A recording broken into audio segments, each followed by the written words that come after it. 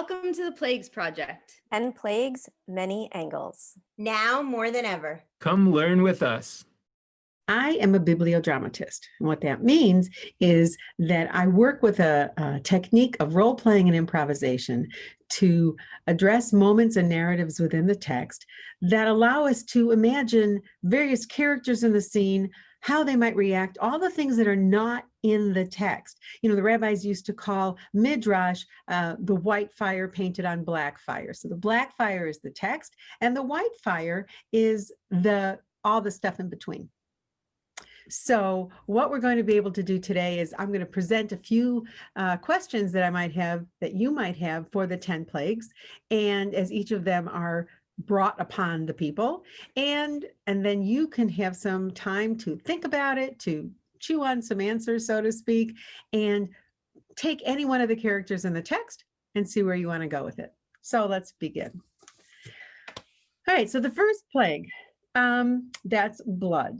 You know, the magic had started beforehand. You know, Aaron and Moses had come to the grand hall with the Pharaoh, and all of the Pharaoh's magicians had thrown down a rod, and it turned into a snake. And then Aaron, it was like a rod off, you know, and then Aaron said, oh yeah, I can beat that. And so he throws down a rod and it turns into a snake, but it eats all the other snakes. So the scene is already set for this. God tells Moses, Moses tells Aaron what's going to happen. Now, the first question I have is to Aaron. How did you feel about not getting the information directly? Would you like to keep getting this information from Moses? Moses, how did you feel about having to always be the go-to, the in-between person between God and Aaron? And the other question I have is, the text goes through a whole description of what's about to happen. So what's the warning for? Is it a boast? Is it a warning in case Pharaoh's going to change his mind or his actions? Is it a setup? Is it a proclamation? And Pharaoh, be Pharaoh for a moment, how do you feel about hearing all these details about what's about to happen? Do you hear this as a dare? Do you hear this as a proclamation? How do you take in this information? Second plague, frogs. Now, again, we have the same setup. Let my people go so they can go worship me. And this time, there's still a warning. But then Pharaoh says, well, when's this going to happen? Moses says, well, when do you want for it to happen? And Pharaoh says, well, do it tomorrow. Why, Pharaoh? Why not immediately? What is it that you were thinking, feeling, that says, well, sort of a Wizard of Oz moment, go away and come back tomorrow? Why? What is it you're thinking? What are you going to do in the meantime? Are you going to be conferring with people? Moses, what do you think? Are you surprised at what Pharaoh said? The third one, lice. God says to Moses to tell Aaron to hold out the rod. This time there's no warning. I'm not sure why. What do you think? Did God tell you what was going to happen, Moses, but you just decided not to warn Pharaoh? Did you know about it? You decided to tell Pharaoh?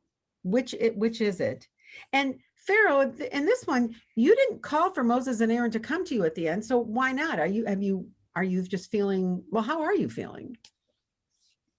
The fourth one is insects.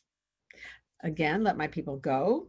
Now there's a warning again, you know, so Pharaoh theoretically knows what's coming. But this time the text says that there's going to be a distinction between the people who live in Goshen, which are the Israelites, and the rest of the population. So why now? Does that mean that the Israelites had experienced all the other plagues at this point? God, why is it you decide to make a distinction at this point? What's important to you about this, God? Be God for a moment and answer. Why were you thinking to do that? Why did you specify? Number 5, the livestock. So here we have the distinction between the animals of the Israelites and the Egyptians again. So the animals and the livestock of the Israelites are not affected by this plague. And you warn the people again. This time, you know, Pharaoh is warned again about what's about to come. So I'm curious about Moses at this point. How do you feel about this? This is like the 5th plague already. Are you getting tired? What are you telling the people? Are you talking to the people? What are you asking God? Are you asking God anything? Aaron, what are you thinking about all of this? And why is it that there's a different request here? In this one, it's not going out into the wilderness. So why did you change the ask, Moses? Did God tell you to do that, or was this something you came with on your own? Number 6, boils. Now we're back to some more magic tricks. God tells Moses and Aaron to go grab the soot from the kiln, and they do that, and then Moses is the one who throws it up into the air. It turns into a fine dust, and that's what causes the inflammation. Interesting. Aaron, you're sort of taking a step back. You're not the guy who's throwing the rod down on the ground and having it turn into a snake. So you've been kind of removed from the magic. How does that make you feel? Have you talked to Moses about this? Have you talked to anybody about this? And again, why is there no distinction here between the Israelites and the Egyptians? God, what's your point? What are you trying to do here? What are you thinking? Have you shared this information with Moses or Aaron? Number 7, hail. There's a warning for this, and the warning includes that there's going to be hail, thunder, and fire. But that's not what Moses tells Pharaoh. Moses just says there's going to be hail. So I'm curious, either God, you decided to amp it up a little bit and do more than hail and do the thunder and the fire. Are you thinking back to Sinai, maybe? I don't know. Or thinking ahead to Sinai? I don't know. Moses, did you get the information that there was going to be thunder and hail and fire, and you just didn't tell anybody? Why not? What were you thinking? Aaron, same thing. Were you clued into this, or why not? And also in this one, you're supposed to take care of this. Moses, when you end the plague, you go outside the city to do that. Why? Is this your idea? Is this God's idea? Did Pharaoh say something to you that made you want to go outside the city to end this plague? What was that conversation like? Number 8, the locusts. Now we get in the text, not just the usual, let my people go, and the Pharaoh's heart was hardened, but there's an extra text that says, we're doing this so you can tell your sons and your grandsons. So to make a mockery, that everybody should know that you made a mockery of the Egyptians. Well, God, if this is coming from you, what's your point there? Why now? Were you not intending to have the people talk about this in the future? Or was there something about the cumulative effect of all these plagues that you decided this is something that you wanted to be passed on as a legacy? What are you thinking, God? And what did you tell Moses? What was that conversation like? Number 9, darkness.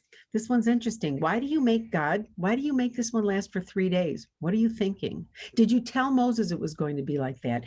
Aaron, you haven't been around for a while. Where'd you go? What are you doing? You haven't been involved in the last few plagues. Where are you? Who are you talking to? Who are you living with? Have you talked to Moses about this? And finally, the 10th one that we know is going to work. Well, that's a good question right there too. God, why, if you knew this is the 10th one that was going to work and let the people out of slavery, that Pharaoh was finally going to agree, why did you do the first 9? Why didn't you go straight to this one? What were you thinking? Did you talk about this with Moses? Was this Moses's idea to draw it out, or did Moses try to convince you otherwise? What was that conversation like? So now we have the death of the firstborn, and everything slows down now. Now we have time to talk about a meal and a menu and a calendar. You're all sitting there, you Israelites, you're sitting there in the dark in the middle of the night having this Passover meal. What are you talking about? What do you say to each other? How do you pass the time?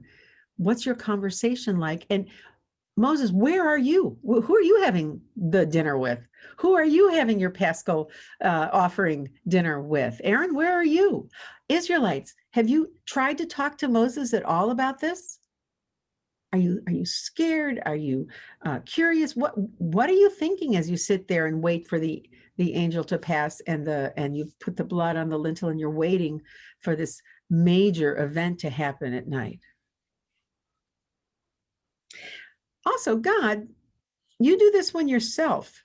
You don't set, Moses and Aaron aren't the ones who are lifting up their arms and passing the rod over the people or anything. This one is you, God. Why? Why this one?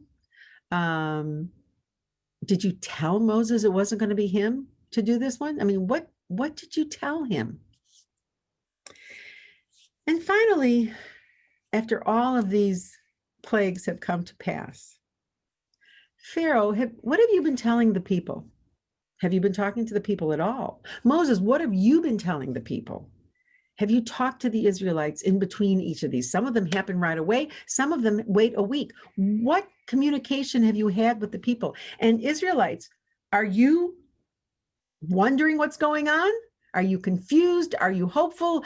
Do you trust this guy? Are you panicked? How does it feel to be you right now in the course of these plagues? And, if we go along with the text, these plagues, it all happened within a pretty short amount of time, 10 plagues, maybe within a couple of weeks, if we go by the text.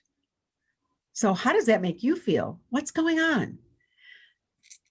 The idea is that you take each of these moments in the text, find a character, be somebody in the scene, and talk about how you feel.